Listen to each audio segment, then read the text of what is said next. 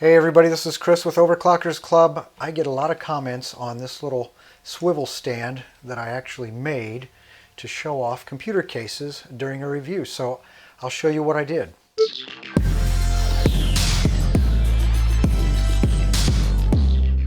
Alright, so going over the details here, this is really simple. This is an old top from a TV stand, an old flat panel plasma TV stand I bought many years ago. And it had a stand that came with it. Never used it. I mounted the TV on the wall.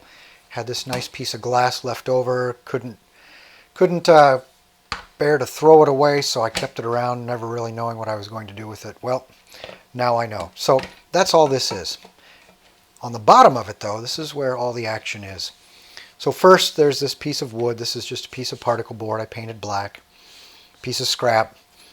This really is the heart of it. This is a thrust bearing made by INA, I-N-A.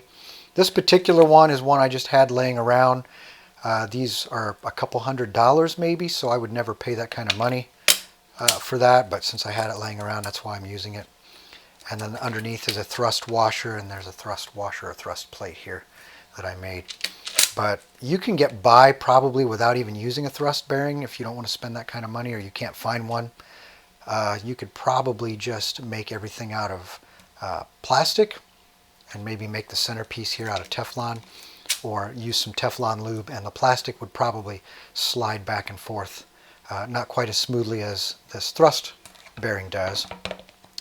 But anyway, those are just some alternatives on the construction. But the centerpiece here, this is PVC, which is polyvinyl chloride. It's the same type of plastic they make water pipes and sewer pipes out of.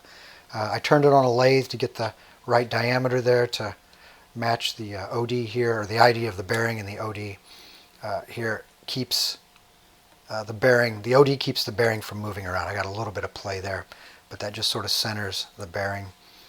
Used a couple of wood screws to hold the center gray piece here down.